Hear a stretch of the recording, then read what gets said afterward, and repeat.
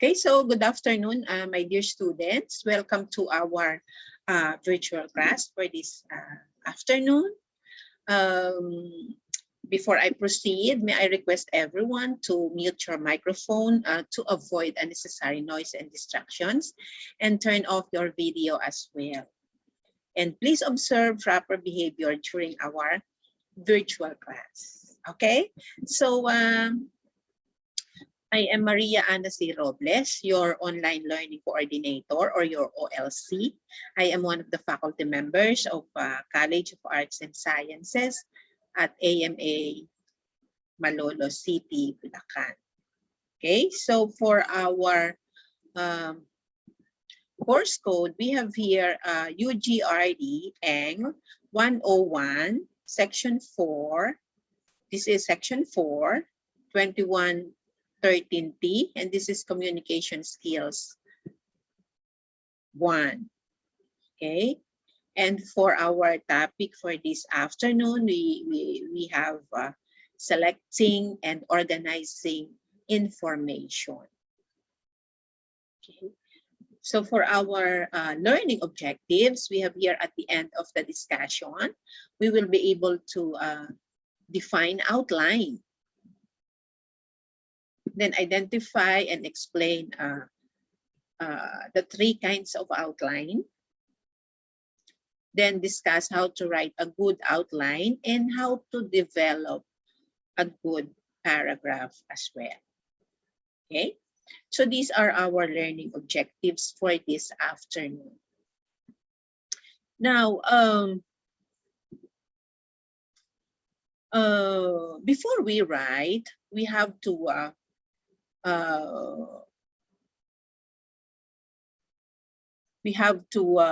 select and organize the information that we have. Or before we begin writing, or before you begin writing the first draft of your essay, it is best to make an outline. Okay, so this outline is a general plan of what you are going to write. Okay, now you can compare making an outline to drawing plans in building a house. Now, before one begins to build a house, it is best to draw up plans to make sure that the house is built in the way that you want it to be. Okay, so the same is true with writing an essay and making an outline.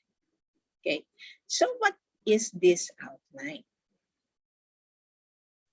So an outline is a blueprint or plan of your paper. So it shows the order of the various topics, the relative importance of each, and the relationship between the various parts. Okay. Now, in other words, it is a way of formally arranging and developing ideas in your writing. Now, one basic skill to learn in writing compositions is, of course, outlining. Okay. Now, according to Dagdag in 2010, outlining is a reading skill used in taking down notes from a reading material. Now, it enhances your written work by arranging your gathered information into a coherent order. Now, a smooth transition between your words, between your sentences and paragraphs will contribute to an effective writing output. So moreover, outline also gives the basic overview of your whole written work. Now, this technique is used for you to keep in track of what you are writing. So through outlining, you can make your actual writing activity easier and bearable to achieve. So as the structured outline can guide you along the way. Okay, Now, what are the benefits of an outline? Or an outline of an essay or any writing activity can be very helpful for reasons. Okay, first, an outline will help make your essay more organized. Okay, so a careful plan will help your body paragraphs stay focused on the ideas in your thesis statement. And an outline saves time for writers. So, you know, preparing an outline can take time, but when you are finished, you will be able to write the rough draft of your paper or of your essay more quickly than if you don't have an outline.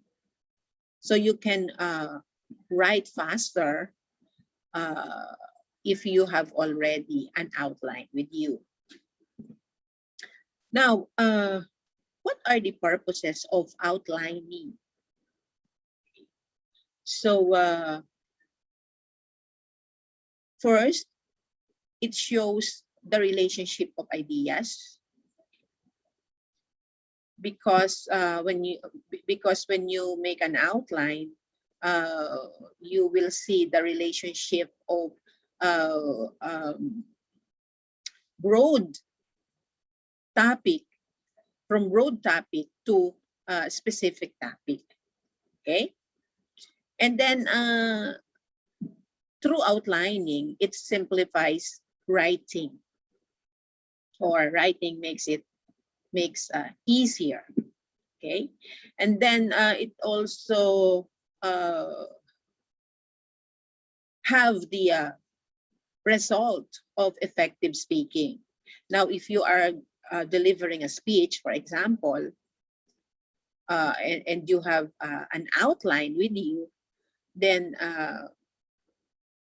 you will have an effective speaking. Okay, and then it helps organize your ideas. Okay. So these are some of the purposes of outline. Now, parts of an outline. So we have the introduction.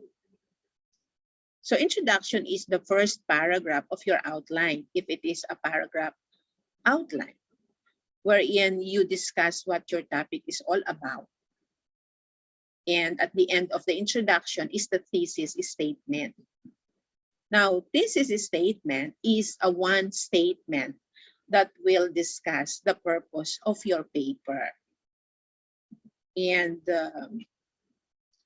the body is made up of several paragraphs. Actually, this is the content. It is where topics and its subtopics are written, and it covers what the thesis statement is trying to prove. Then we have the conclusion. It consists of one paragraph that summarizes your paper. So conclusion is the end of the end part of the outline. So we have the introduction, we have the body, and we have the conclusion. Okay. And then what are the steps in creating an outline? So first, we have to identify our topic, or identify your main topic. So what is your topic? And then second, search and gather information of your topic. So last week, during our last virtual class, we discussed the planning stage of writing. And we have the pre-writing stage, wherein we gather, we search, we gather information for your topic. And there are several techniques on how we can gather information. We can gather information through reading, reading books, newspapers, magazines, and articles over the internet. We can gather information through brainstorming, through clustering, through journal writing, what else? Through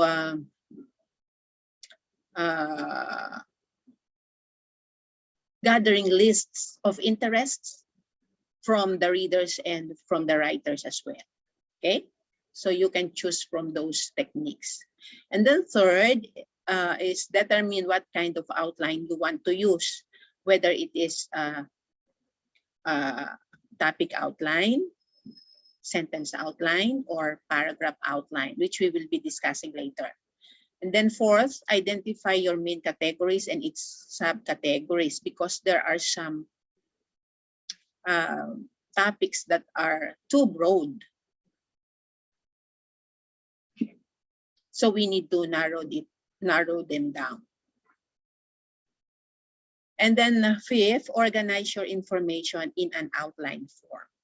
So these are the steps in creating an outline. Now, here are the three kinds of outline according to Dagdag. Okay. First, we have the topic outline.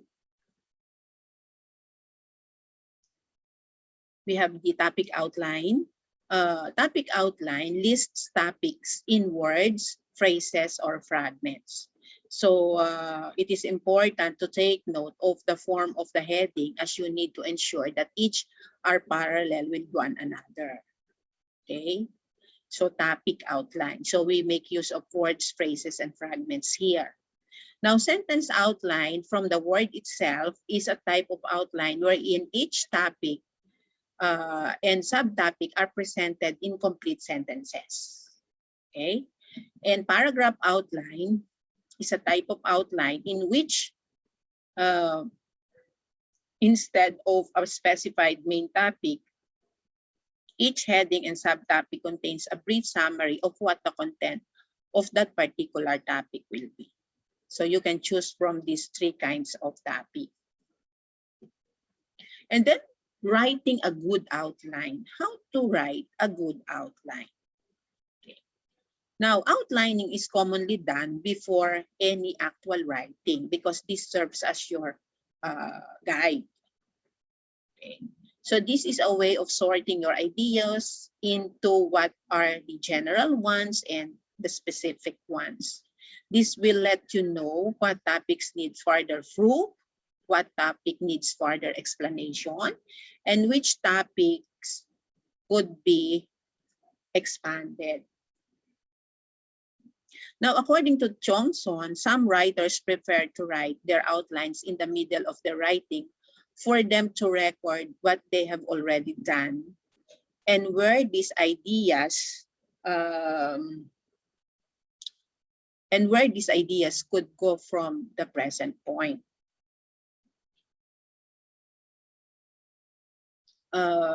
So all in all, the time in which you write your outline depends on your writing style. So the most important thing to note is how you could make use of your outline during the course of the writing.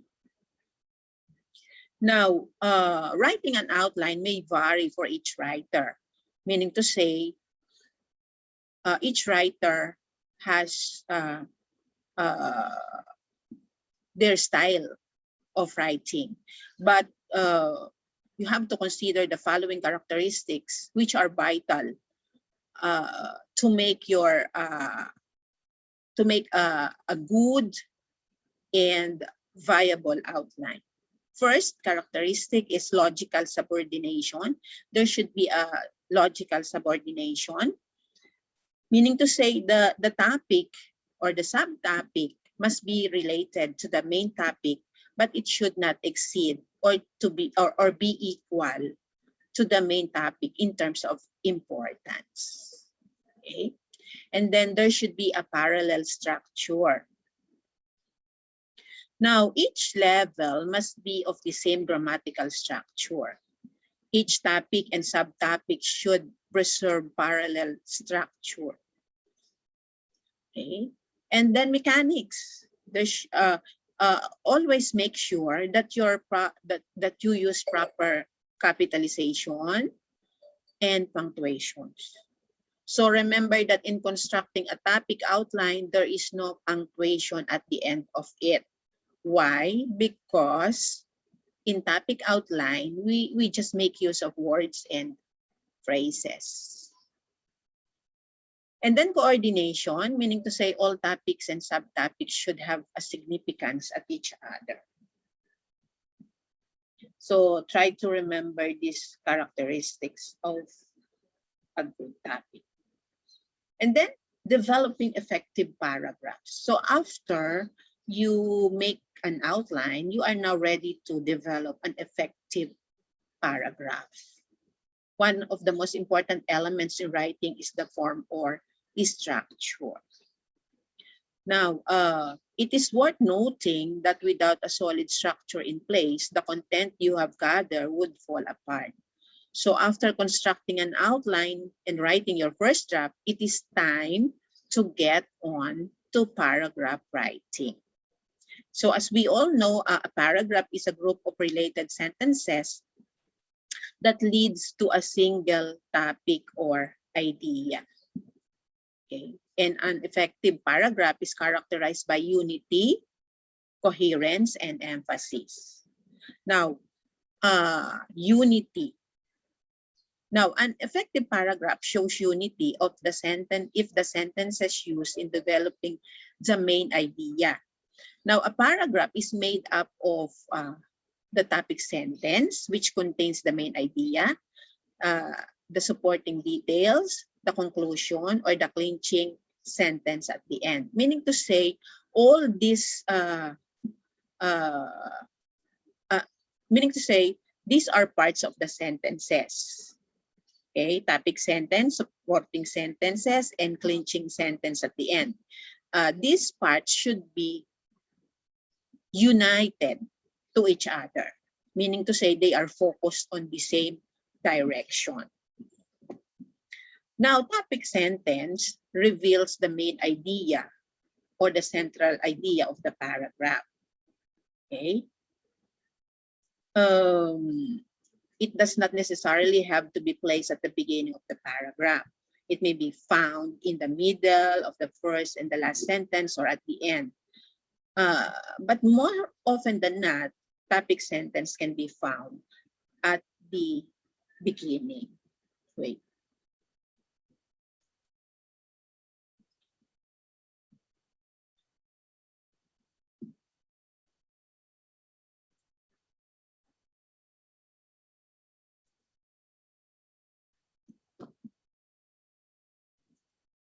And then supporting details gives the paragraph life as it elaborates on the scope given by the topic sentence. The paragraph development or the method in writing the supporting details of your paragraph will be discussed further in our next few lessons. Now, in other words, supporting details are the content. And then clinching sentences or clinching sentence closes your paragraph. This may be a restatement of the topic sentence, a summary, or a conclusion based on the supporting details. Now, connecting the topic sentence and supporting details alone will not make a united paragraph. These parts must also coincide with the closing sentence, which will determine the reader's understanding of the paragraph. And the second one is the coherence. Now, a well-written paragraph has continuity.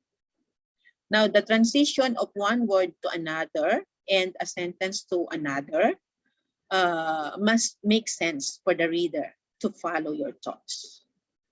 So the ideas must stick together. A sequential flow of ideas is needed to keep the reader's interest, because ideas mistakenly linked together will lead to confusion among the readers. Now, coherence may be achieved through two methods. following a definite order of ideas and through the use of structural devices. Now, you can make use of chronological order, wherein order of ideas are arranged according to the proper sequencing of events. This is usually used in narration or telling stories. Okay.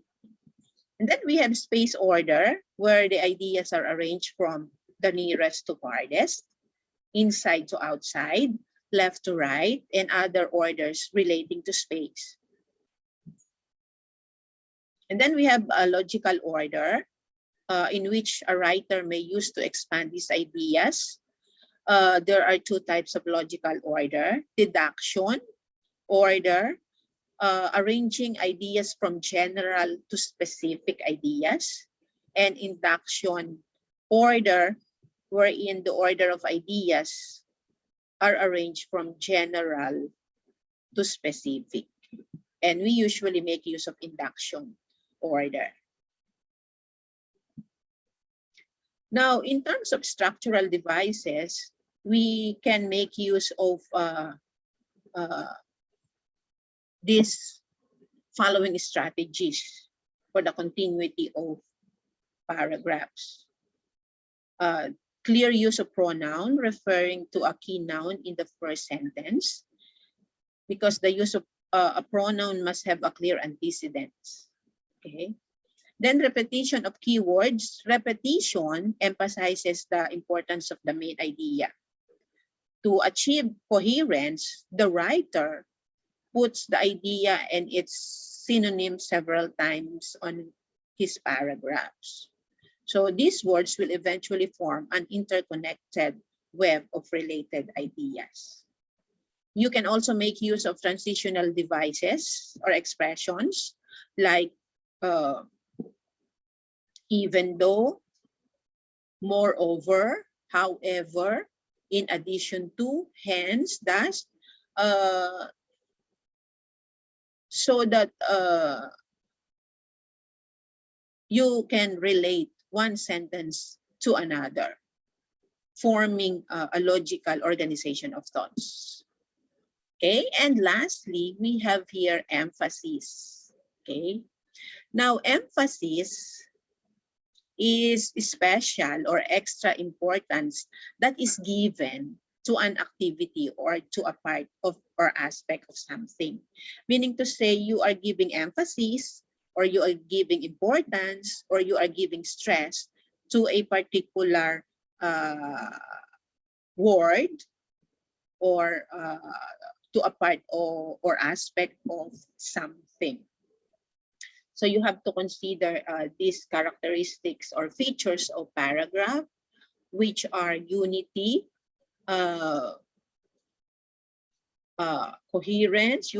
coherence, and emphasis. Okay. Wait.